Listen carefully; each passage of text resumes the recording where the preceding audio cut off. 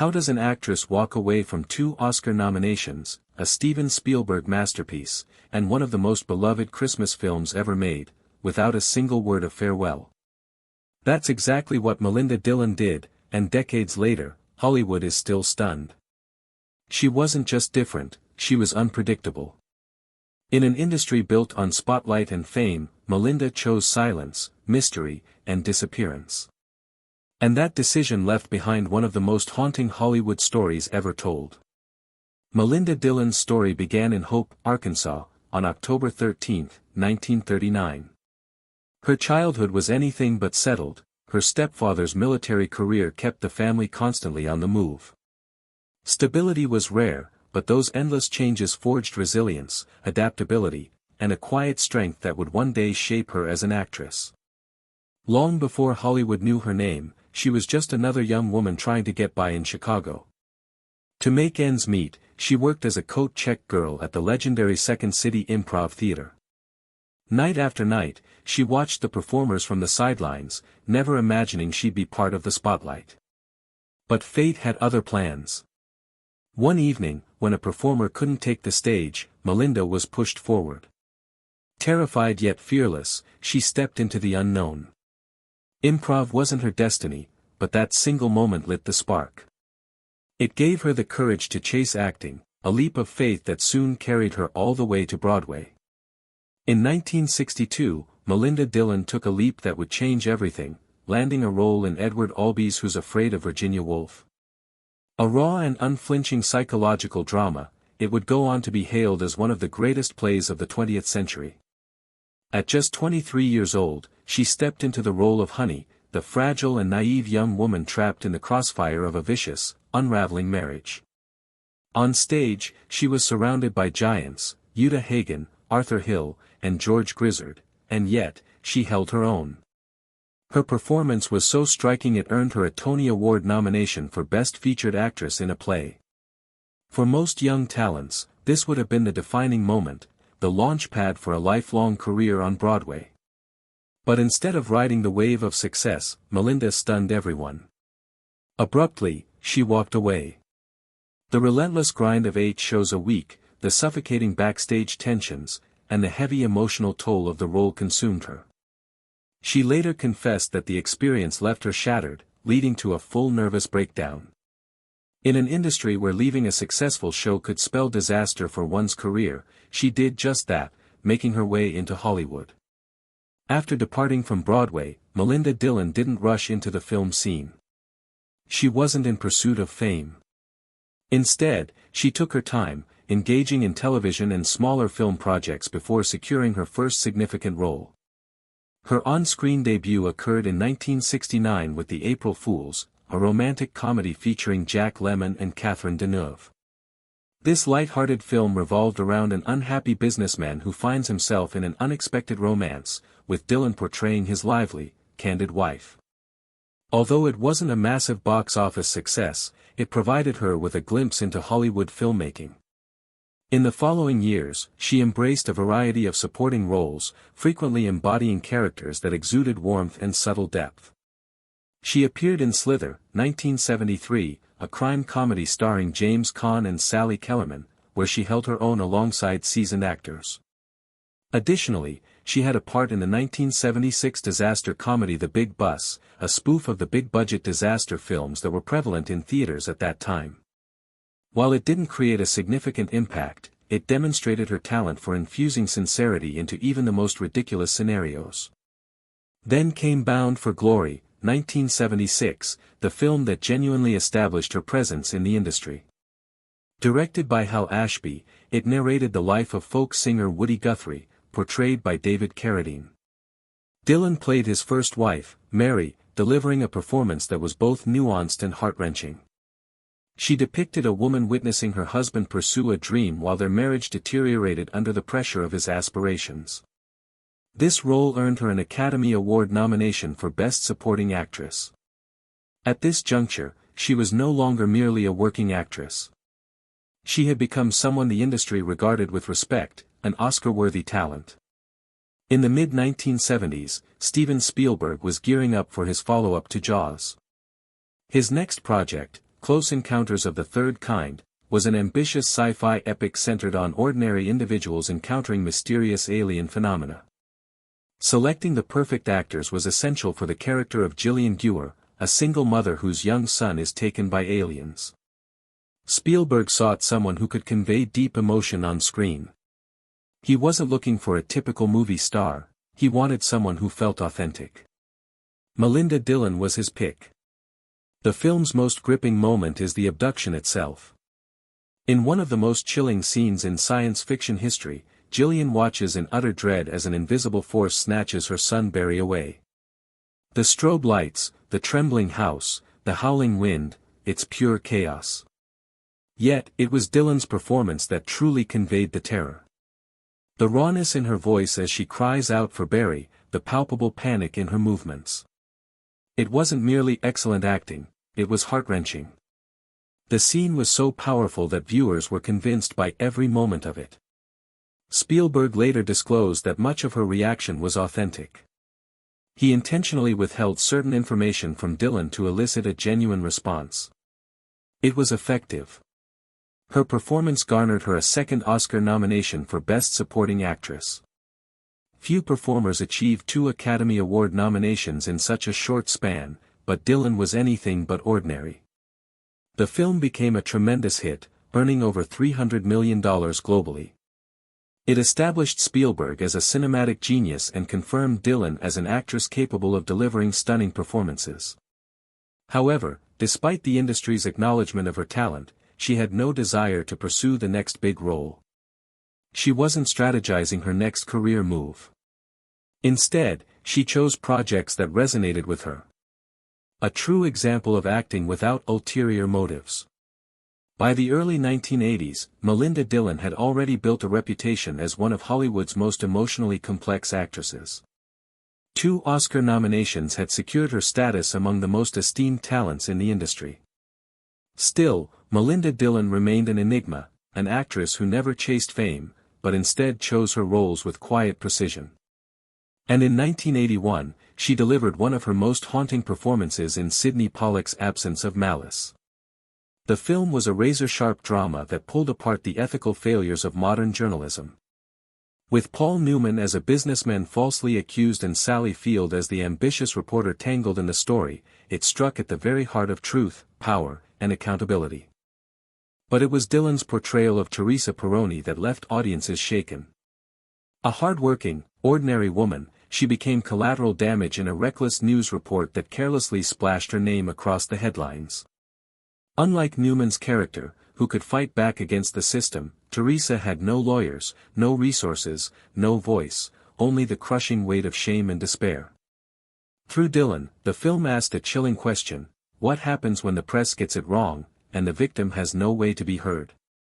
Her performance was devastating in its quiet truth, and it lingered long after the credits rolled. The weight of public shame becomes unbearable. And in one of the film's most harrowing moments, Teresa ends her own life. What made Dillon's performance unforgettable wasn't a fiery monologue or a dramatic collapse, it was the quiet, devastating unraveling of a woman slowly crushed under the pressure. The flicker of defeat in her eyes, the tremble in her voice that never fully broke, the weary way she carried herself, these subtle choices cut deeper than any grand gesture ever could. Her portrayal wasn't just tragic, it was painfully, unshakably real. With only limited screen time, Dillon carved out a performance so powerful that critics hailed it as Oscar-worthy. Yet, once again, the industry looked the other way. No nomination, no awards campaign, no Hollywood spotlight, just quiet brilliance that lingered long after the credits faded. For Dillon, that was enough. She wasn't chasing trophies. She was chasing truth. Absence of Malice not only cemented her reputation as one of the most underrated talents of her generation, it reminded the world that sometimes the most unforgettable performances come from those who refuse to play the Hollywood game. Melinda Dillon wasn't keen on playing the Hollywood game. She never really liked self-promotion. And this role showed she didn't need it. The work itself was enough. A Christmas Story. By 1983, Melinda Dillon had already given Oscar-nominated performances and collaborated with some of the best directors in Hollywood. But the role that would turn her into a household name wasn't in a highbrow drama or a big blockbuster. It was in a simple holiday film about a kid obsessed with a BB gun. A Christmas Story was based on the writings of Gene Shepard, who also narrated the film. It was a slice-of-life comedy set in the 1940s, focusing on young Ralphie Parker and his desperate attempts to persuade his parents, teachers, and even Santa Claus that a Red Ryder BB gun was the ultimate Christmas gift. The film was nostalgic, charming, and filled with absurd yet relatable family moments. Dillon portrayed Mrs. Parker, Ralphie's loving but slightly overwhelmed mother. Unlike many movie moms of that time, she didn't conform to the Hollywood stereotype of a perfect parent. She wasn't a caricature, nor was she just a background character. She felt genuine, a mix of nurturing and tired, strict yet loving. Whether she was scolding Ralphie for fighting, arguing with his dad about the infamous leg lamp, or laughing uncontrollably when her younger son refused to eat dinner, Dillon made every scene resonate like a real moment in a real home. One of the most cherished scenes in the film wasn't even scripted. When she bundles up Randy, Ralphie's little brother, in so many layers of winter clothes that he can hardly move, his struggle to put his arms down sends her into an unscripted fit of laughter. Director Bob Clark decided to keep that take because it captured pure, natural joy, something that characterized Dillon's entire performance. Despite achieving iconic status today, A Christmas Story didn't create a significant impact upon its initial release. It had a modest box office performance, earning around $19 million against a budget of $3.3 million. Initially, it wasn't regarded as a holiday classic. It wasn't until the late 1980s and early 1990s, when networks started airing it every year, that it truly found its audience. By the time TNT initiated its now famous 24-hour A Christmas Story marathon in 1997, the film had established itself as a Christmas tradition, showcasing its underrated roles. After A Christmas Story, Melinda Dillon didn't revel in her newfound fame. She simply moved on to the next role that resonated with her. Although she never chased the limelight, Hollywood acknowledged her talent, and she maintained a consistent presence in films throughout the late 80s and 90s. One of her more prominent roles was in Harry and the Hendersons, 1987, where she portrayed the mother of a family that inadvertently brings home Bigfoot. The film was a family-friendly success, yet Dillon once again steered clear of making her character a typical sitcom mom. Instead, she infused warmth and a relatable sense of confusion into a narrative that could have easily turned ridiculous. She worked consistently in both comedies and dramas, often portraying supporting characters that made a lasting impression. She played Kevin Kline's sister in The Prince of Tides, 1991, contributing emotional depth to the film's already profound themes. She also appeared in How to Make an American Quilt, 1995, and To Wong Fu, Thanks for Everything, Julie Newmar, 1995, demonstrating her versatility across various genres. However, while Dillon was a recognizable face, she never became a household name. She wasn't the type of actress around whom Hollywood constructed projects, and that seemed to align perfectly with her desires. By the late 1990s, Melinda Dillon had almost vanished from the screen, not because she was forgotten, but because she chose to disappear. She had nothing left to prove. After decades of unforgettable work in everything from sci-fi epics to Oscar-caliber dramas, Dillon had built a legacy of quiet brilliance. She never chased the spotlight, never fed the Hollywood machine with endless interviews, red carpet appearances, or self-promotion.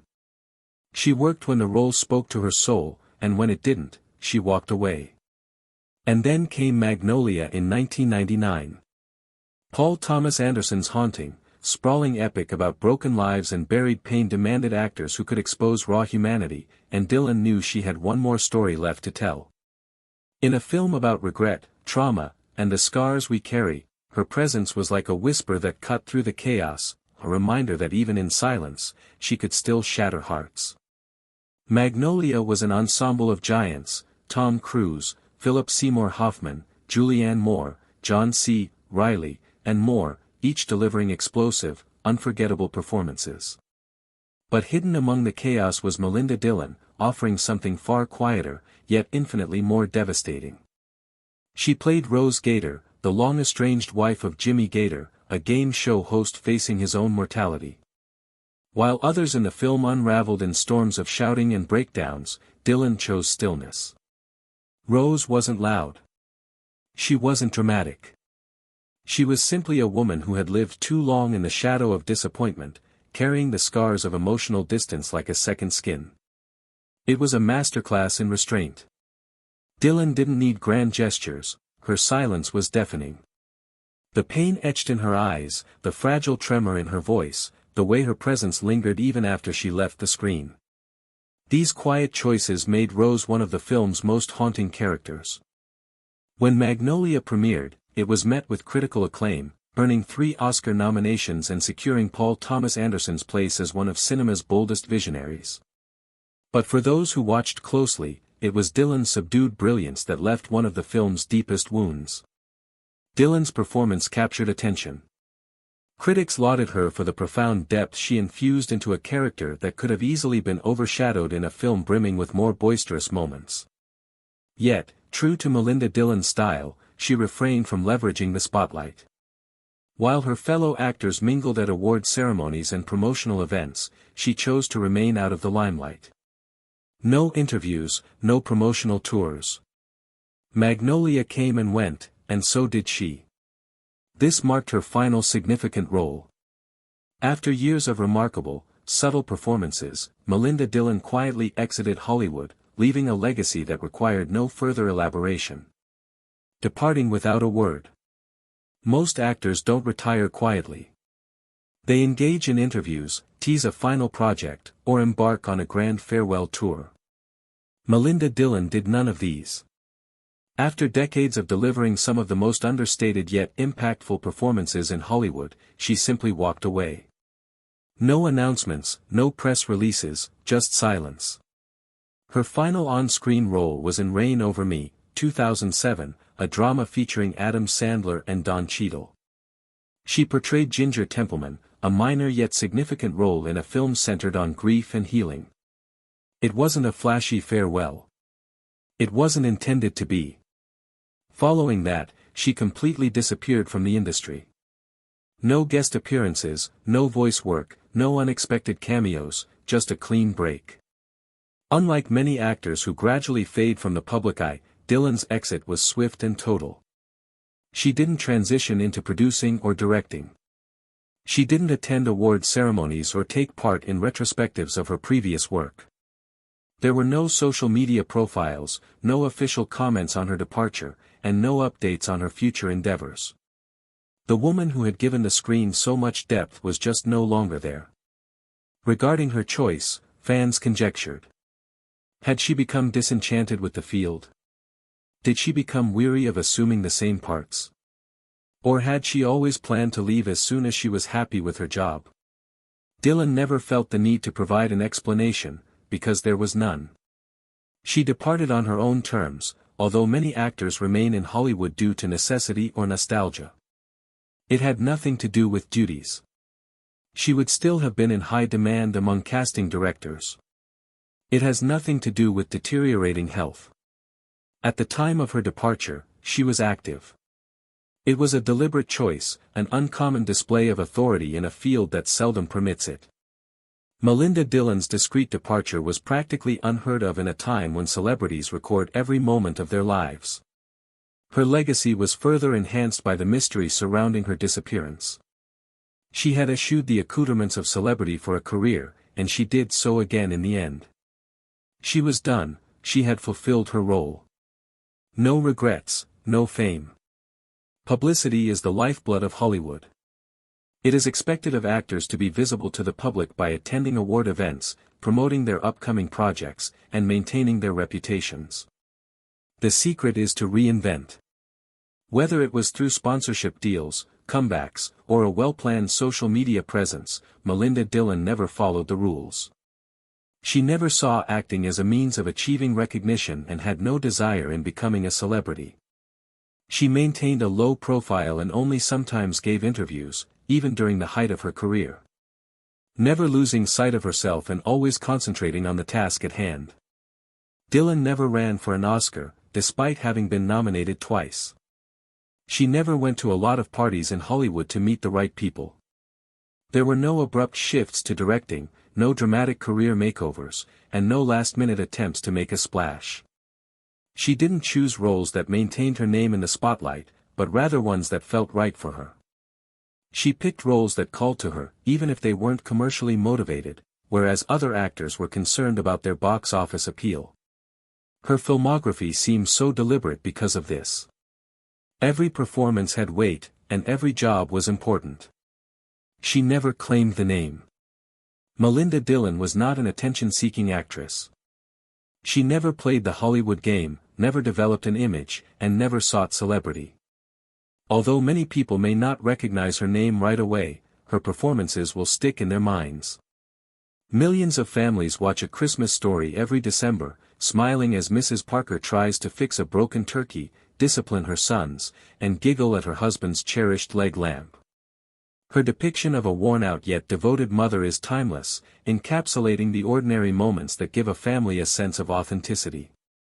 Close Encounters of the Third Sort are still highly regarded by science fiction aficionados, and Dillon's portrayal is considered among the most emotionally compelling aspects of the movie.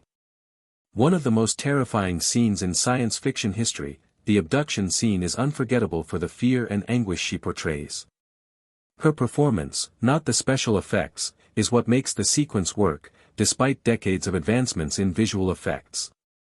For moviegoers, Magnolia is still a seminal work, and Dillon's portrayal of Rose Gator is among its most subtle and heartbreaking parts. There were no dramatic outbursts or major breakdowns like in her previous flicks. Rather, she was the embodiment of silent grief, the kind of suffering that smolders under the surface, unsaid but profoundly felt. Dillon never tried to take advantage of her fame, even though she starred in some of the most cherished and well-regarded movies of her time. She never pushed for larger roles, never ran for awards, and never battled for a place at the most prestigious tables in Hollywood. She didn't prolong her career with reboots or cameos motivated by nostalgia, in contrast to many of her contemporaries. She just left, happy with the job she had completed. Melinda Dillon's death at the age of 83 was discreetly announced on January 9, 2023. There was only a brief notice, as modest as the woman herself, with no significant Hollywood honors, a deluge of headlines, or a public farewell. The quiet life she had chosen was reflected in the fact that her death was reported days after the event. She is still unforgettable even when she is not there. She never needed to be recognized, not because she demanded it. Her performances made a lasting impression, demonstrating that the best performers don't necessarily pursue fame. They are the ones who leave a lasting impression on others. A PETA activist, Bond girl, Oscar winner, and Vicky Vale from Batman. The career of Kim Basinger is as complex as it gets. But how did she make her impact in Hollywood despite her family's hardships, financial collapse, and fame? The origins of small-town music. On December 8, 1953, Camila Ann Basinger was born in Athens, Georgia. Her family combined creativity and pragmatism. Her mother, Anne, was a former model and professional swimmer, while her father, Don, was a jazz musician who later worked as a loan manager. Kim's later inventiveness was suggested by Anne's performances in the Water Ballet Championships. Kim's existence as a four-sibling girl was a combination of self-expression and rigidity. Away from the dazzling lights of big cities, Athens was charming.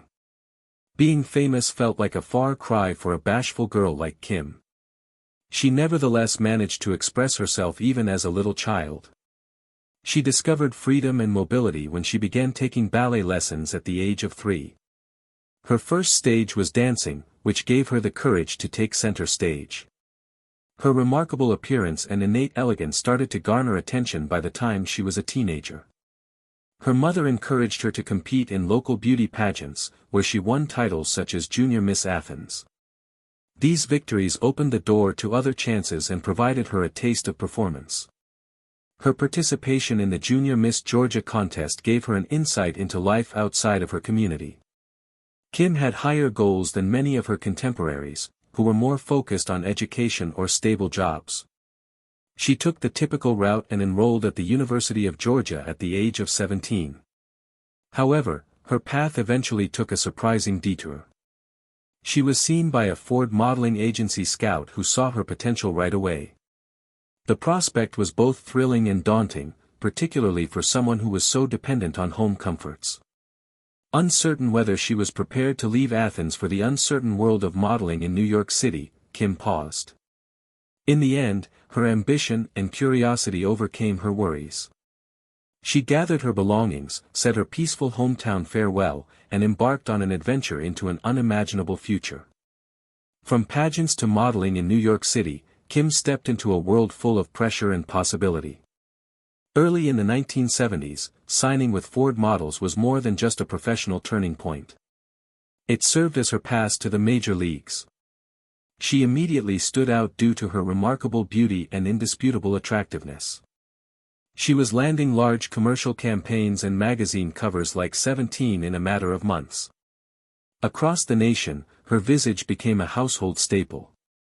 Glamour came with success, but so did high expectations. Kim experienced the unrelenting nature of the modeling industry.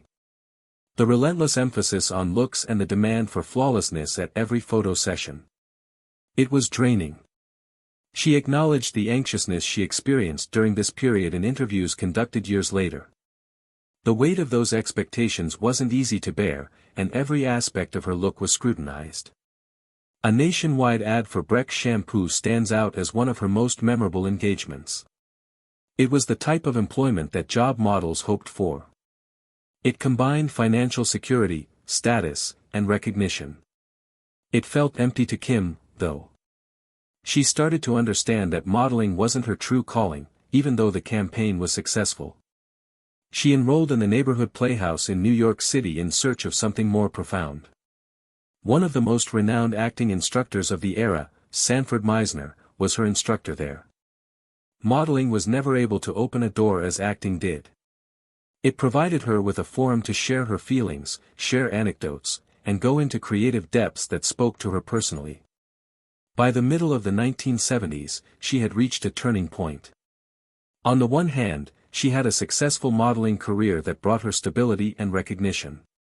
On the other hand, she was drawn to the unknown yet thrilling world of acting. The thought of starting anew was both exciting and unsettling for someone who had spent years in front of a camera. Kim made her decision. She quit modeling and turned her attention to Hollywood, prepared to take on any role that might arise. She left behind a successful modeling career to enter a field that wasn't pleased by her prior achievements. She began modestly in order to get recognition, appearing as a guest on well-known TV series such as Charlie's Angels and Macmillan and Wife in 1976. Although she didn't become famous right away, these roles gave her much-needed on-camera experience and taught her the fundamentals of acting. Even though she was frequently relegated to the role of the attractive newbie in the beginning, her inherent charisma left an impression.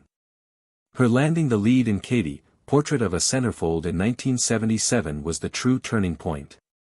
The made-for-TV film featured a young woman from a small town who was pursuing stardom in Los Angeles and had to deal with the unpleasant reality of being evaluated primarily on the basis of her attractiveness. Kim had her own struggles with being typecast, thus the role was very personal to her. She demonstrated that she was more than just a lovely face with a multi-layered, genuine, and passionate performance. For the first time, audiences recognized her as a serious actress, and reviewers started to take notice. Hollywood, meanwhile, took a while to abandon its stereotypes. Kim was frequently labeled a blonde bombshell, a description that threatened to confine her to cliched roles. She chose personalities that pushed her and became more picky about her assignments because she wouldn't settle for anything less. There were difficulties with this tactic. She had to struggle to prove she was more than her appearance because opportunities didn't come easily. She advanced with the miniseries From Here to Eternity in 1981. She was able to demonstrate her acting abilities in the remake of the iconic 1953 movie, The Project. She received praise from critics and a change in the industry's perception of her when she played a complicated part in a well-known production. Kim began seeing results from her perseverance by the early 1980s. She began to receive real consideration from casting directors, and larger chances were at last within her grasp. Hollywood has started to realize that Kim Basinger was more than simply a hapless model. She was a sight to behold. The breakthrough of the Bond girl. Kim Basinger took a risk in 1983 when she was cast as Domino Pittachi in Never Say Never Again. This was no ordinary film. It was a James Bond movie in which Sean Connery starred. There was pressure to be a part of such a storied franchise, particularly for someone who was still making a name for herself in Hollywood. Although Bond females were sometimes stereotyped as glitzy accessories, Kim had different ideas. Despite not being a part of the official Bond series, the Thunderball remake had high hopes. The stakes were high as Connery returned to his legendary role after over 10 years away.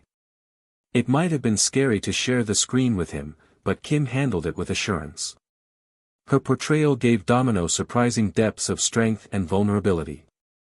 She provided the character substance in addition to looking the part. Audiences and critics paid attention.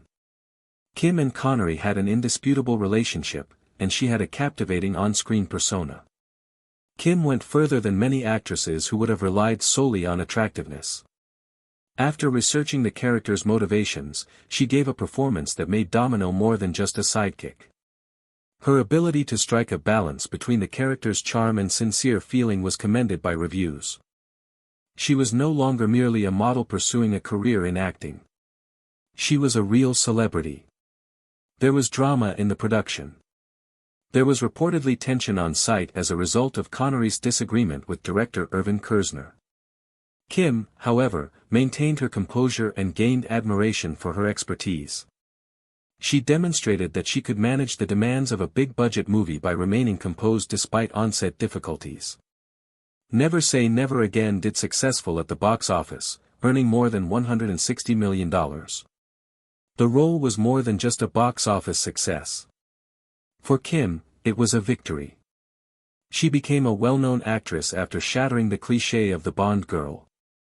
In addition to raising her fame, this performance paved the way for even greater chances down the road. In the 1980s, Kim was formally headed for A-list Hollywood fame. Kim Basinger's decade was the 1980s. She played Memo Paris, a femme fatale opposite Robert Redford, in the film 1984, which was her big break. The movie received numerous Oscar nominations and was more than just a hit, it was a cultural landmark. Memo was not portrayed by Kim as a one-dimensional character. She demonstrated to Hollywood that she was more than just a lovely face by giving the character dimension. After critics took note, her name became well known. In 9.5 weeks in 1986, she shocked spectators with her next move. Kim and Mickey Rourke took on one of the most controversial movies of the day. The narrative of a poisonous, compulsive connection made it difficult to distinguish between scandal and art. Some nations have explicitly outlawed it. However, the debate contributed to its success and made it a cult favorite. Kim gave an honest, powerful, and unapologetic performance. She didn't merely play the part, she lived it, displaying a bravery that distinguished her in a field that is fixated on being cautious.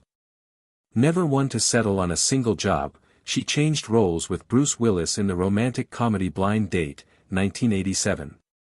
Kim demonstrated that she could be humorous just as easily as she could be dramatic or bold. She demonstrated her flexibility as a leading lady by keeping audiences captivated with her connection with Willis. Then came 1989's Batman. Kim's portrayal of Vicky Vale added warmth and appeal to Tim Burton's gloomy, melancholy Gotham City. She played an adventurous journalist who held her own in the pandemonium of the Caped Crusaders world, opposing Michael Keaton. The movie broke box office records and made over $400 million worldwide. Kim's performance gave the Gothic blockbuster heart and was crucial to its success. Kim was more than simply a celebrity at the end of the decade. She was a major force in Hollywood. She gave her everything to every role, whether it was in serious dramas, humorous comedies, or huge blockbusters. Her career in the 1980s was a masterclass in reinvention, setting the stage for the turbulent and exciting 1990s. A difficult personal existence. Kim's personal life grew increasingly complex as her career took off. She met makeup artist Ron Snyder Britton during a picture session and they were married in 1980. Their marriage appeared to be stable at first, but in his memoir, Longer Than Forever, Snyder Britton disclosed that Kim's extreme anxiety and perfectionism frequently caused tension in their union. He explained how her work and attractiveness issues caused her to become emotionally distant. In between them. After over 10 years of marriage, they divorced in 1989. In the early 1990s, Kim started dating Alec Baldwin, which put her back in the headlines shortly after the breakup. The two had connection that went beyond the camera when they first met while filming The Marrying Man in 1991. Nearly immediately, their romance made headlines. They got married in 1993 and had their daughter, Ireland, in 1995. Although they appeared to be a Hollywood dream combination from the outside, their relationship was anything but ideal. It was difficult behind the scenes. Kim apparently found it difficult to cope with the continuous media attention caused by Baldwin's angry temper, which frequently made headlines. It appeared as though paparazzi set up camp outside of their homes, documenting uncomfortable situations that fueled many rumors. It was difficult to overlook the fissures caused by the pressures of their occupations, their public marriage, and parenting. Kim made the decision to put her family first and move away from acting. For a Hollywood A-lister, it was a daring decision, but it had a price. The break just served to feed the headlines, even if she loved spending time with Ireland. Magazine covers were dominated by stories about her marital problems and anxieties, frequently overshadowing her career achievements. Professional and financial setbacks. Kim Basinger had a hectic early 1990s filled with bold decisions and negative publicity. Her $20 million purchase of Brazelton, Georgia, was one of her most audacious actions. She turned this small village of about 500 people into her passion project. She saw it as a creative haven that combined travel and filmmaking. Although revolutionary, the concept was fraught with difficulties. The dream fell apart due to logistical problems, financing shortages, and legal red tape. Her finances were in ruins after the town was sold at a significant loss a few years later. Critics jumped to conclusions, describing it as a careless action that exemplified Hollywood excess. Then followed the 1993 Helena boxing scandal. The film's contentious narrative, which featured a surgeon amputating a woman's limbs, was directed by Jennifer Lynch. Kim initially agreed to take the lead, but she later changed her mind after reading the upsetting content. The creators weren't happy. They filed a lawsuit against her, alleging breach of contract and requesting damages of $8.1 million. The settlement left her in a precarious financial situation once the judge's decision went against her. Her only choice was to file for Chapter 11 bankruptcy protection. The consequences go beyond money. It was so intimate. She was portrayed by the media as impetuous and careless. She became a cautionary story due to headlines, and Hollywood insiders started to wonder if she was a good choice for major projects. Her star power appeared to wane as film offers slowed to a trickle. Kim, however, wasn't one to mope. She quietly restored her reputation by switching to smaller assignments. Her decisions showed a combination of resolve and humility. She was aware that she needed to prove that she was still a capable actress in order to get her career back on track. Return with the L.A. Confidential. L.A. Confidential was the savior of Kim Basinger's career in 1997. This iconic neon-noir film, which was directed by Curtis Hanson, exposed Hollywood's shady and corrupt past. The movie explored the corruption and scandals of 1950s Los Angeles and was based on James Ellroy's book. Kevin Spacey, Guy Pearce, and Russell Crowe were all excellent members of the ensemble cast. However, Kim's portrayal as Lynn Bracken was particularly notable. Lynn wasn't your typical female killer. She was more than simply a glitzy escort, she was modeled after Veronica Lake. Lynn was a complex person. Strong, sympathetic, and subtly authoritative. Kim gave the part a subtly alluring touch. She didn't make a big show out of it. Because it was restricted, every look and conversational statement was more impactful. Her portrayal was praised by critics as the ideal balance of inner power and vulnerability, which increased the emotional impact of the movie. The film itself received 9 Academy Award nominations, including Best Picture, and was a huge hit. Kim received her first Academy Award for her performance, a nomination for Best Supporting Actress. This was a significant moment for an actress who was previously written off by critics as just another gorgeous face. Then came March 23, 1998, Oscar night. Kim entered the stage when her name was called and won the Best Supporting Actress award while fighting back tears. She spoke briefly yet passionately. She dedicated the victory to all young girls who aspire to experience such a moment. It was more than just a professional victory for her. It was a form of self-validation following years of criticism and disappointment. For Kim, LA Confidential was more than simply a movie. It was the tale of her return. It demonstrated that she wasn't finished and, more significantly, that Hollywood clichés couldn't contain her genius. Her career was rekindled by the part, which restored her reputation as a serious actress. Duties that varied in the 2000s. Her career after the Oscars wasn't at all predictable. Following LA Confidential's success, she utilized her influence to investigate a variety of popular films, independent dramas, and a few less-than-ideal endeavors. Her decisions demonstrated that the actress was willing to change, even if it meant venturing outside of her comfort zone. She and director Curtis Hanson re-teamed in 2002 for the semi-autobiographical movie 8 Mile, which chronicled Eminem's early hardships. Kim portrayed Jimmy B. Rabbit, Eminem's struggling single mother, Stephanie Smith. It was very different from her glitzy previous performances. Stephanie was tough, flawed, and weighed down by the hard truths of life. Kim's ability to ground the character with calm honesty and make her troubles appear genuine and unvarnished was praised by critics. 8 Mile made over $240 million at the box office and became a worldwide sensation. With Eminem's Lose Yourself, it also won an Academy Award for Best Original Song. Viewers were reminded by Kim's performance in the movie that she could succeed in any genre. Kim tended to focus on smaller, character-driven productions in the 2000s.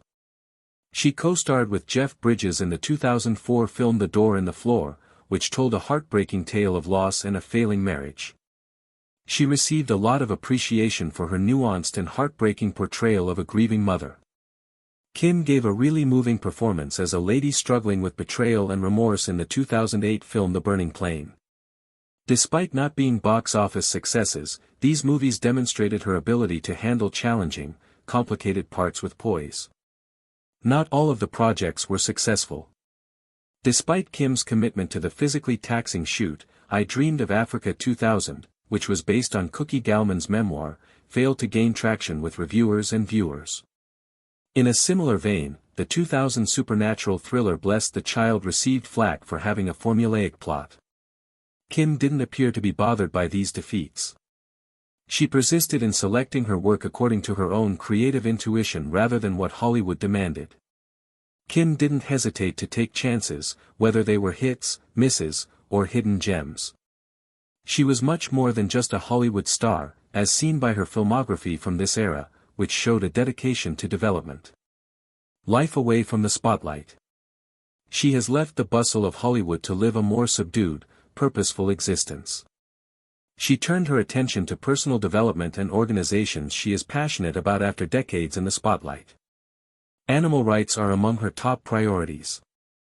Kim has advocated against cruelty in all its manifestations by working with groups such as PETA. She has advocated for the abolition of factory farming and fur farming, and she even participated in a campaign calling for the South Korean dog meat trade to stop. Her activism goes beyond appearances. Kim supports laws that protect animals and fosters rescued animals. It's obvious that she's Allen. Kim's job as a mother has taken center stage away from the camera. She hasn't always had a good relationship with her daughter, Ireland Baldwin. Their family's difficulties, including a difficult custody dispute with Alec Baldwin, were covered by the media. However, their relationship is stronger than ever in spite of the drama. Ireland frequently compliments Kim on her fortitude and composed demeanor, referring to her as a best friend and a rock. In response, Kim has been Ireland's staunchest ally, guiding her through the turbulence of life. Their shared social media photos demonstrate a sincere bond, demonstrating that family always comes first. Kim doesn't completely disappear, even if she doesn't spend much time in the spotlight these days. She has a reason for showing up when she does. She still draws notice with her signature style and self-assurance, whether she's supporting Ireland or at an animal rights demonstration. Even though Hollywood is no longer her primary stage, she has discovered fulfillment in moving more slowly and deliberately. Burt Reynolds rose to prominence in the glittering realm of Hollywood, where the limelight creates both glorification and gloom. He was the archetypal American heartthrob, renowned for his rugged good looks and magnetic charm. However, there were untold tales and secret depths beneath the movie star's exterior. Whispers ran in the background while the cameras rolled and Reynolds wowed spectators with his talents. An image that was far more nuanced than any role he played on TV emerged from the rumors that started to circulate about his personal life. Was Burt Reynolds just the public's favorite lovable outlaw, the charming bandit? Or was there more to his tale, a web of secrets weaved throughout his illustrious career? We explore the life of Burt Reynolds on this voyage, a man who enthralled millions of people but also had secrets.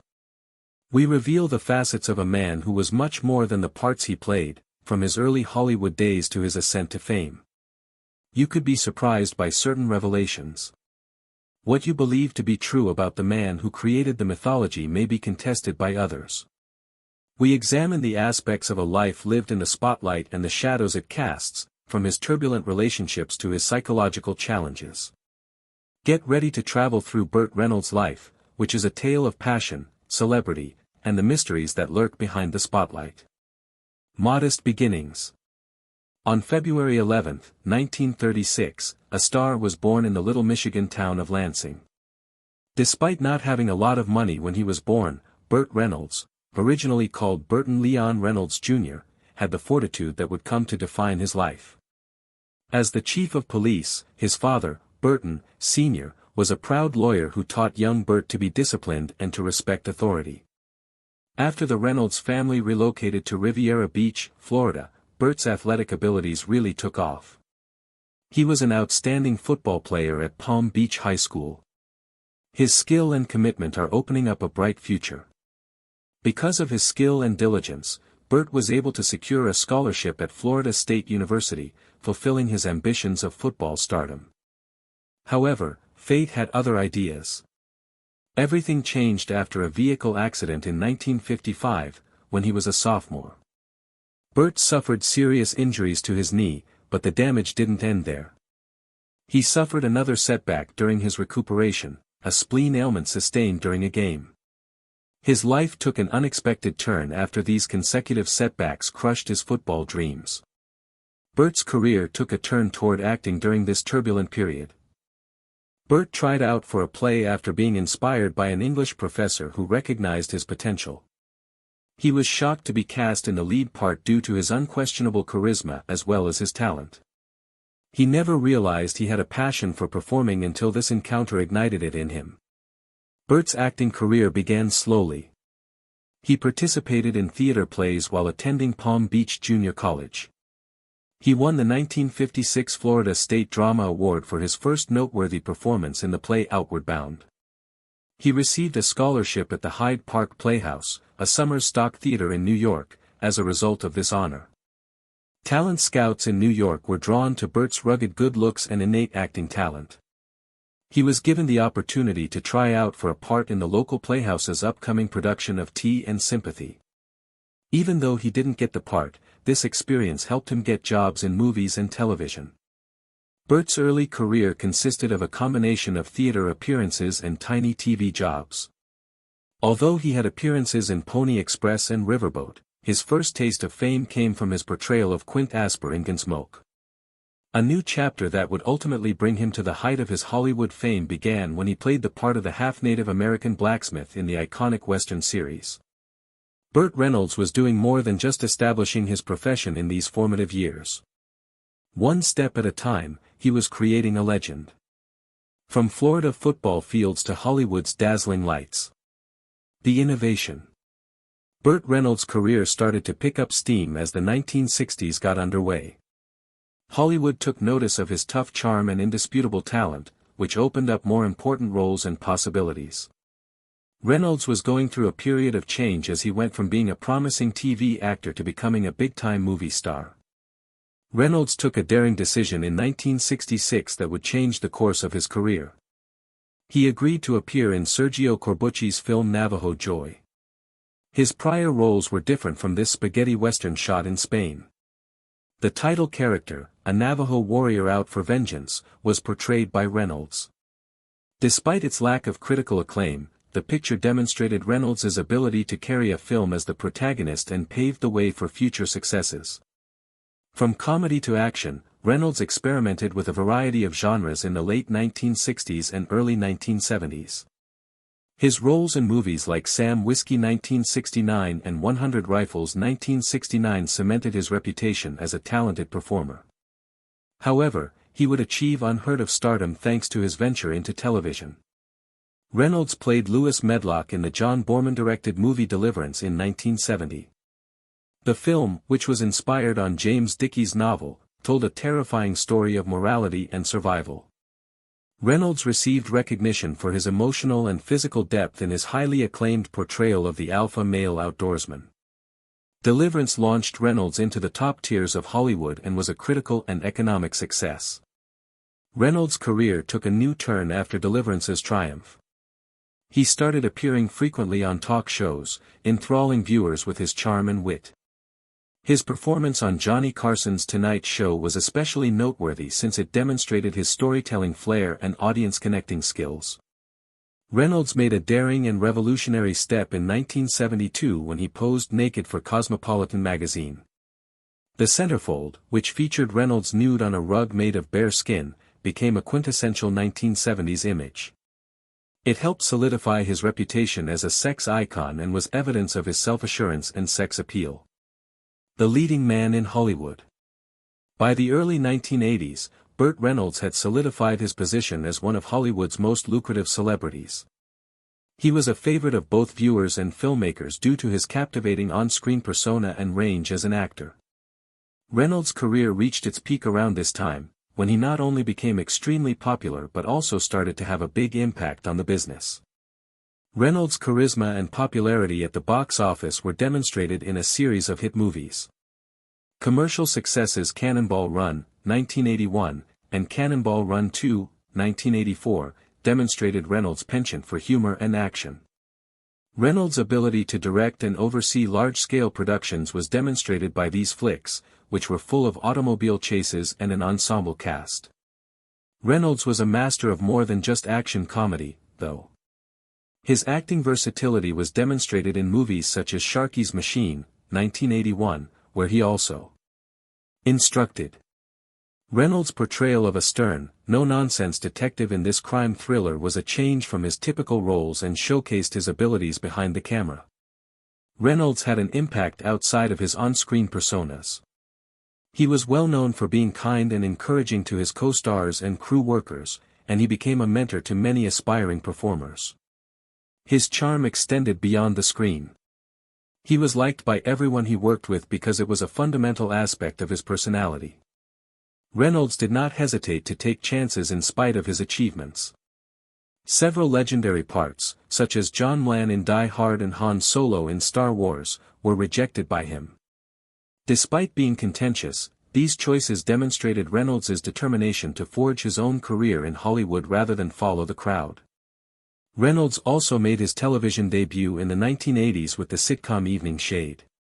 1990 to 1994, he won a Golden Globe and received critical acclaim for his portrayal of Wood Newton, a former professional football player who is now a high school coach. Reynolds' ability to adjust and stay current in the rapidly evolving entertainment industry was proved by her comeback to television. Reynolds' life off-screen was just as exciting as his work. His public partnerships received a lot of media attention, especially his friendship with actress Sally Field. Their on-screen chemistry in movies like Smokey and the Bandit was evident, and Reynolds frequently referred to Field as the love of his life. Burt Reynolds had developed into more than merely an actor by the end of the 1980s. He was a phenomenon in his culture. He had ups and downs on his path from a young football player to Hollywood's biggest star. Despite everything, Reynolds was still adored for his charm, skill, and unwavering spirit. Scandal, life, and love. Like his business, Burt Reynolds' personal life was a tapestry full of heartache, love, and controversy. Reynolds's complex persona was further layered by the several high-profile romances and marriages that resulted from his captivating charm and fame as a Hollywood heartthrob. Reynolds got to know actress Sally Field on the set of Smokey and the Bandit in the late 1970s. Their chemistry on television soon developed into a romantic relationship in real life. Field and Reynolds' romance won over admirers all over the world, making them one of Hollywood's most talked-about couples. Even though they had a strong bond, the relationship terminated a few years later. Reynolds, who frequently referred to Field as the one who escaped, eventually voiced regret over the way the relationship ended. There were controversies in Reynolds' romantic life. His union with actress Looney Anderson in 1988 was as glitzy as it was turbulent. Reynolds was delighted when the couple adopted a son, Quinton, but their marriage was frequently scrutinized by the public. Reynolds's typically endearing public image was sharply contrasted with the highly publicized divorce of the pair in 1993, which was characterized by contentious legal disputes and sensational allegations. Reynolds suffered both personally and financially as a result of his divorce from Anderson. In the mid-1990s, he experienced a string of financial misfortunes, including bankruptcy. These difficulties demonstrated the unpredictability that frequently accompanies life in the spotlight and were a far cry from the height of his fame. Reynolds found comfort in his career and his love of acting in spite of these difficulties. He frequently talked openly about his personal life, his errors, and his lessons learned. This openness made him even more likable to his followers. Reynolds's career ties and friendships also left their mark on his life. His generosity and loyalty were well known, and his contemporaries adored him for these qualities. He had a long-standing friendship with fellow actor Damas, which was especially noteworthy because the two had a strong personal connection and chemistry on film. Reynolds exhibited an uncommon sense of self-awareness and comedy throughout the highs and lows of his personal life. He never held back while talking about his past, including his relationships, financial difficulties, and decisions. His public persona gained credibility from this candor, which turned him from a celebrity to a personable character with a universally relatable backstory. Difficulties and trials. For Burt Reynolds, the 1990s and the beginning of the 2000s were a time of significant transition and difficulty. Despite his prior achievements, he went through a number of hardships that put his fortitude to the test on both a personal and professional level. In sharp contrast to the heights he had previously attained, these years were characterized by health problems, financial difficulties, and a declining career. Reynolds was in a terrible financial situation.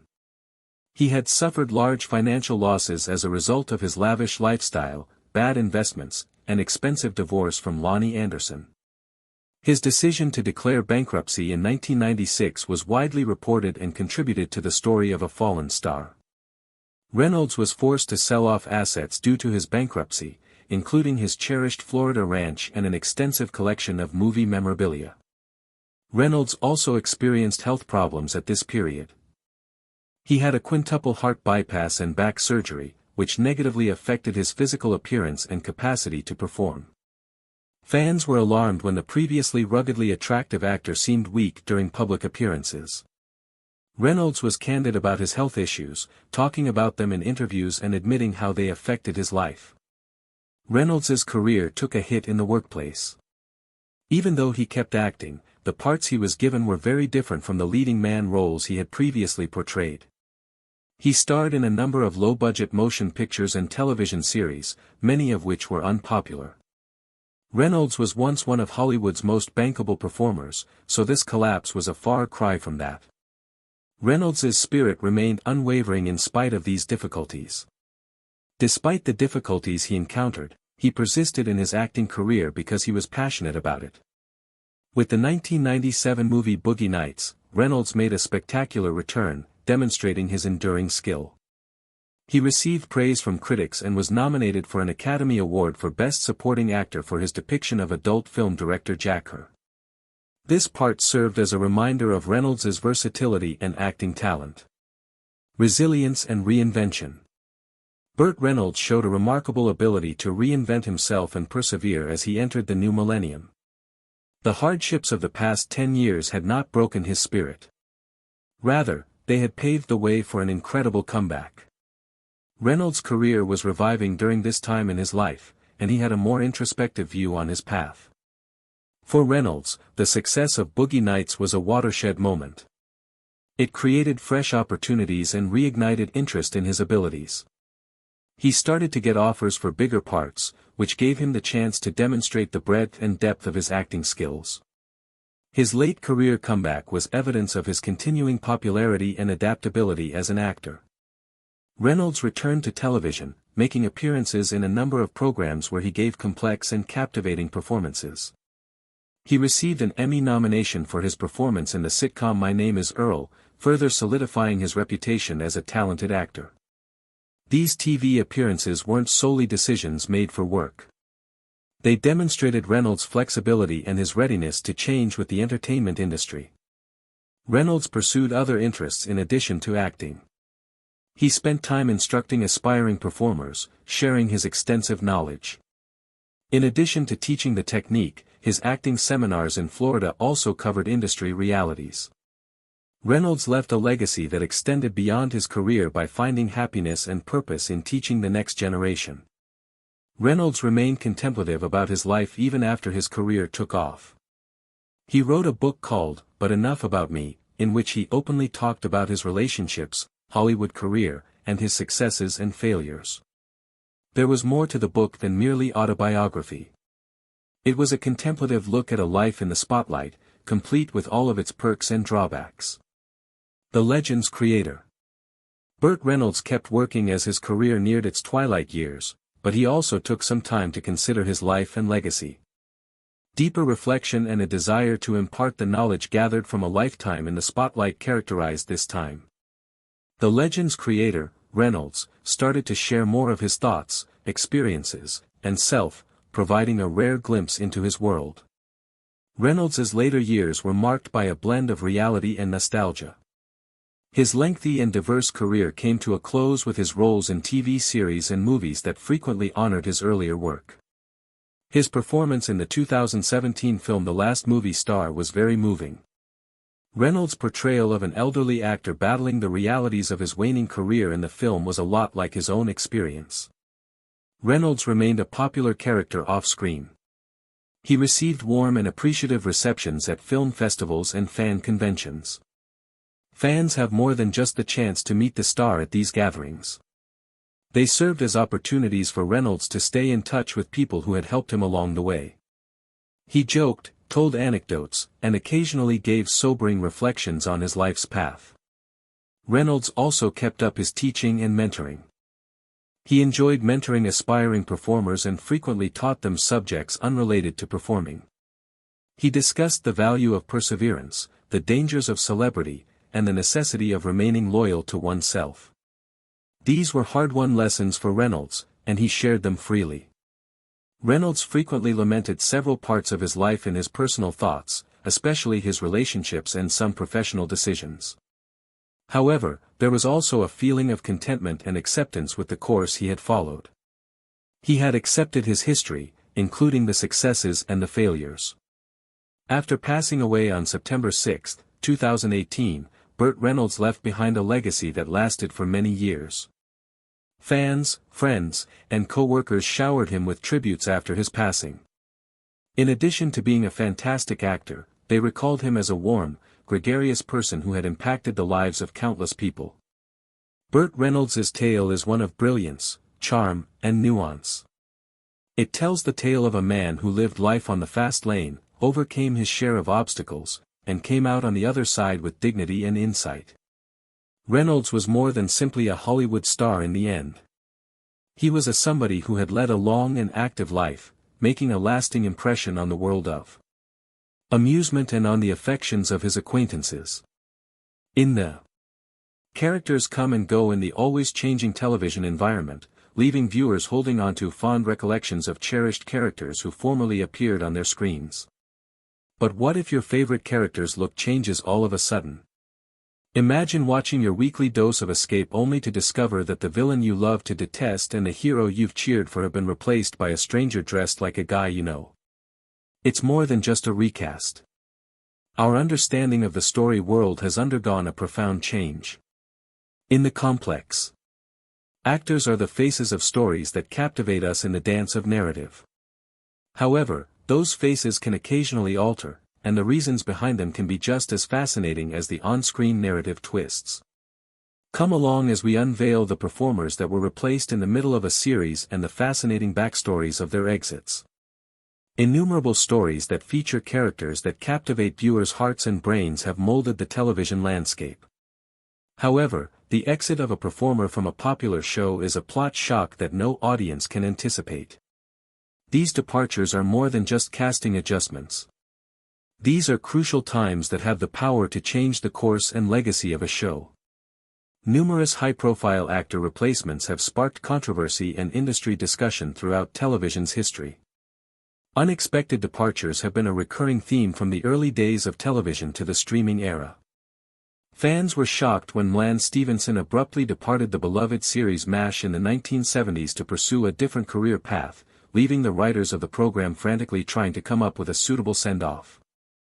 A memorable television moment that served as a painful reminder of the unpredictable nature of life both on and off screen was the character's untimely death in the series. During the 1980s, David Caruso's contentious exit from NYPD Blue after just one season was witnessed. Reactions to his choice to pursue a career in movies were divided, and the show had to change course fast to bring in a new star, which Jimmy Smits did. With Shannon Doherty's departure from Beverly Hills 90210 and then Charmed, the 1990s brought their own drama. Both instances amid rumors of artistic disagreements and beginning issues. In addition to altering the dynamics of their particular programs, their departures raised questions about how an actor's off-screen conduct affects their television career. More recently, viewers were taken aback by Patrick Dempsey's sudden exit from Grey's Anatomy. Fans were devastated by his character's terrible demise, which was a creative choice that signaled the end of an era for the enduring medical drama. All of these deviations highlight how brittle television production is, regardless of whether they are the result of individual preferences, creative disagreements, or outside factors. Despite becoming the character's public faces, actors' exits show the many dynamics at work behind the scenes. Showrunners have to negotiate these rough seas, striking a balance between the industry's realities and the integrity of the story. The backstories of some of the most well-known exits in television history will be examined in this video. We'll examine how these departures were managed, the responses they generated, and the long-term effects they had on the series and television in general.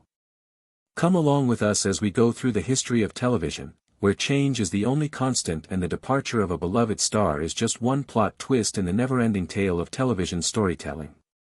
The unexpected changes in the huge television industry. A major actor's abrupt departure is comparable to a pattern shift. A change that has the potential to unexpectedly change the plot. Some of the most iconic and pivotal moments in TV history have resulted from these exits, which are frequently cloaked in mystery or the consequence of rash actions. The exit of Shelley Long's character Diane Chambers from the beloved comedy Cheers is among the first and most famous examples. In order to pursue a career in movies, Long departed the show during its peak of popularity. This decision made both reviewers and viewers question if the show could continue. One half of its central will is absent. They won't get married. When Kirstie Alley was cast as Rebecca Howe, the program entered a new era and flourished, demonstrating that a series could change after a cast member left. In the world of science fiction, audiences were taken aback by Denise Crosby's abrupt exit from Star Trek The Next Generation during the first season. In a dramatic turn of events, her character Tasha Yar was killed off, which was both a narrative choice and a reaction to Crosby's wish for a more expansive career. Future stories on the show would address her absence, incorporating her departure into Star Trek canon. Christopher Maloney abruptly left his position as Detective Elliot Stabler of the Order Special Victims Unit in the 2000s. Contract discussions broke down after 12 seasons, and the program took some time to fill the void created by Maloney's abrupt departure. Because the program had to rebalance its dynamic without one of its founding leads, his absence was felt by both the audience and the characters. More recently, fans and industry experts were perplexed by Ruby Rose's departure from Battleman after just one season. Rose's departure, which she attributed to personal reasons, necessitated a quick recasting and a change in the plot that brought in a new character to take on the Battleman role. An audacious move for a young series. One thing unites these departures, regardless of whether they are the result of personal choices, difficulties behind the scenes, or the unpredictability of the industry. They make a show change. Authors need to come up with new plots. The remaining cast members must adapt to a new on-screen relationship, and producers must reevaluate the show's direction. When a major player leaves, it's not only a loss but also a chance to redefine yourself. Disagreements and conflicts in the arts. A common euphemism used to describe the tumultuous undercurrents that result in an actor leaving a television show is creative differences. Conflicts with writers or producers, disagreements over a character's direction, or a more general difference in the show's vision can all be the cause of these disparities. The exit of Suzanne Summers from THRE's company is a prime example. Playing the vivacious Chrissy Snow, Summers rose to fame. A stalemate with the producers resulted from Summers' request for a compensation increase that was in line with her perceived value during contract renegotiations in 1980. She got reduced screen time as a result of the argument before her character was completely cut from the series. In addition to altering the dynamic of the series, this incident served as a warning about the distribution of power in Hollywood.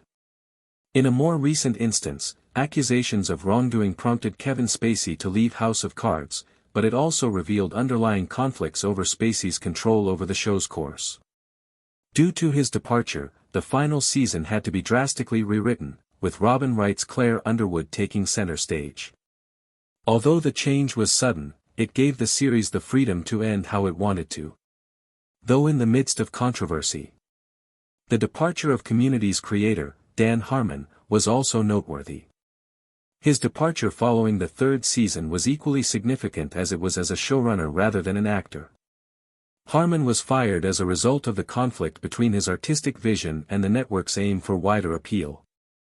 A single creative vision can be crucial to a show's identity, as evidenced by the mixed responses to the following season, which was produced without him. Conflicts in the arts are not necessarily so bitter. For example, the decision to let Steve Carell leave The Office was made jointly, acknowledging the character's natural development while also respecting Carell's wish to work on other projects. In Carell's absence, the series explored fresh character developments and dynamics for several seasons. These incidents demonstrate how a television show's fragile ecosystem can be affected by the loss of a single character. Conflicts may either be a source of invention or a sign of deterioration because the creative process is intrinsically collaborative. We'll then look at how scheduling and contract disputes have also significantly influenced the development of cherished programs. But first, please subscribe to our channel if you like the video. Keeps us inspired, and will notify you of any new releases. Scheduling and contract disputes. Contracts are as much a part of the television industry as innovation. Whilst actors sign up to a chain, they are often committing to multiple years in their profession. But, as their megastar rises or non-public situations exchange, these contracts can grow to be a double-edged sword, leading to scheduling conflicts and now and again contentious exits. A prime example of this is the departure of Rob Lowe from The West Wing. Lowe, who performed Sam Sieber, changed into considered via many to be the lead when the display started out. However, because the ensemble forged obtained extra recognition, Lo's display screen time dwindled. Coupled with disputes over salary and the desire for an extra prominent function, Lo chose to exit the series, leaving fans to marvel what might have been had he stayed. On the turn aspect, there may be the case of George Clooney in ER. Clooney had a leaving clause in his contract that allowed him to go out if his film career took off, which it did. His departure became amicable and well treated within the narrative of the display, putting a precedent for a way to manipulate the lack of a main superstar, grace absolutely. Scheduling conflicts can also arise while an actor is worried in multiple projects. For instance, scheduling issues had been part of the cause why David Duchovny decreased his position inside the X documents after the 7th season. His choice to pursue a movie profession and awareness on other projects brought about a reduced presence on the show, which had a significant effect on the collection direction and fan reception. The case of Katherine Higgles' go out from Grey's Anatomy is every other illustration of ways contractual duties can conflict with personal aspirations. Hygeal's burgeoning film career and public dissatisfaction along with her character storyline brought about a mutual decision for her to go away the show. However, the negotiations have been far from clean with public statements from both Higgle and show creator Shonda Rhimes reflecting the tension backstage. Those departures underscore the complex interaction between an actor's contractual duties and their profession. Trajectory. Whilst contracts are designed to defend both the actor and the production, they can also end up a source of struggle, in particular whilst the pursuits of the actor and the show start to diverge. Arguable exits. As you'd assume, not all exits are deliberate, and some are mired in controversy that may depart a long-lasting effect at the display's legacy. Those departures frequently grow to be as talked about because the series itself, overshadowing plot strains and occasionally even main to a show's decline. One of the maximum contentious exits in television records changed into that of Shannon Derry from Beverly Hills 90210. Derry, who performed Brenda Walsh, changed into a critical discern within the teenager drama. Rumors of on-set feuds and bad behavior clouded her departure on the quit of the 4th season. The talk didn't cease with 902 Doert's exit from Charmed after 3 seasons became similarly fraught with speculation approximately conflicts with co-stars and producers. Every other departure that sent surprise waves via the industry became Charlie Sheen's firing from 2.5 Men. Sheen's public meltdown and feud with series writer Chuck Laurier were tabloid fodder for months. His man or woman's abrupt and irreverent write-off from the show became a clean message that no actor is greater than the show itself. In greater latest years, Kevin Spacey's go out from House of Cards following allegations of sexual misconduct was each arguable and unheard of. The display had to transform its final season to put in writing out Spacey's character, Frank Underwood, a circulate that substantially altered the display's trajectory and received blended reactions from fanatics and critics alike. The departure of Roseanne Barr from her anonymous show Roseanne because of a racially charged tweet caused the display's cancellation and subsequent rebranding because the Connors. This example highlighted how an actor's off-display screen conduct should have immediately and drastic effects for their on-screen roles. The role outgrows the music actor. Occasionally the narrative arc of a series needs that a man or woman evolve in approaches that the unique actor can no longer painting, leading to a recasting that can be jarring for audiences but vital for the story. This phenomenon is not new, but it is constantly a factor of hobby and every now and then competition amongst enthusiasts.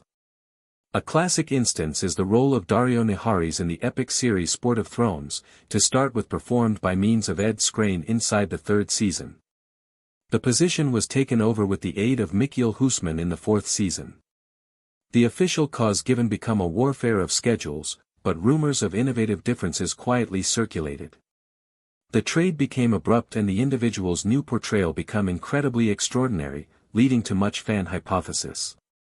Inside The Sparkling Prince of Bel-Air, the character of Aunt Vivian was famously played by using Janet Hubert for the primary 3 seasons before being changed through Daphne Maxwell Reid.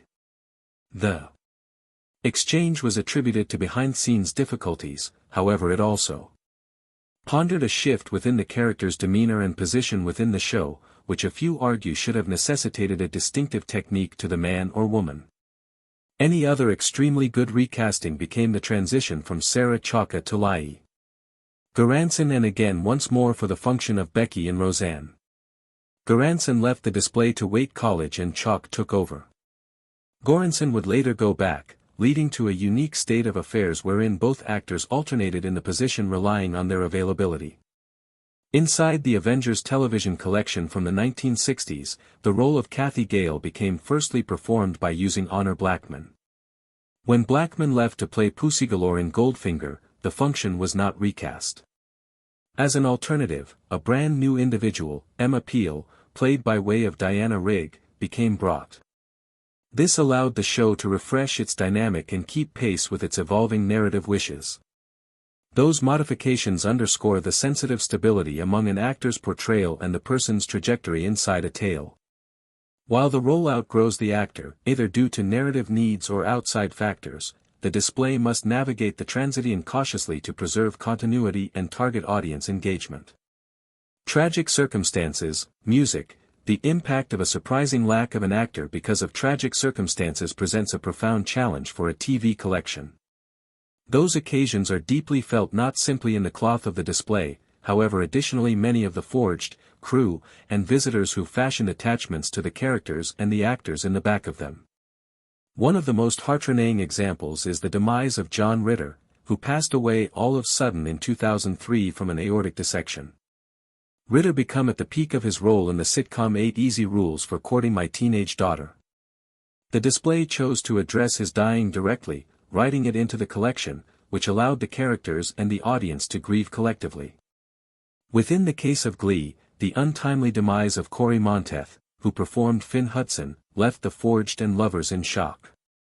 The display paid tribute to Monteith in an episode that dealt with the loss of his individual, reflecting the real-life grief of the actors and visitors. The episode became a poignant farewell to both the actor and his cherished character. The unexpected passing of Phil Hartman, regarded for his function as Invoice McNeil on information radio, became some other tragic event that the display had to address. Hartman was a sufferer of homicide-suicide via his wife. The subsequent season started out with an episode that treated his individual's death, permitting the display to honor Hartman's contribution and offer closure to fanatics. Saturday Night Time Live veteran and film big name Chris Farley's death in 1997 changed into a loss felt across the comedy network. Whilst now not part of a sequence on the time of his passing, his absence became noted inside the comedy world with tributes pouring in from all corners, which includes from his SNL-owned family. These tragic departures function stark reminders of the fragility of lifestyles and the unexpected effect such losses could have on a TV collection. They require a touchy and thoughtful approach to storytelling as the line between reality and fiction will become blurred by using real-world sorrow. Fan reactions and ratings effect. The departure of a cherished actor from a television collection can ship ripples through its fan base, frequently resulting in a vocal and emotional response. Enthusiasts invest time and emotion into the characters and storylines. And while an actor exits, it could sense like losing a chum or family member. This chapter delves into the dynamics of fan reactions and the following impact on display ratings. When Shannon Doherty left Charmed, her departure sparked a huge reaction a number of the display's committed fan base. Doherty's man or woman Prue Hollowell turned into a central discern, and her surprising exit at the stop of the 0.33 season left lovers reeling.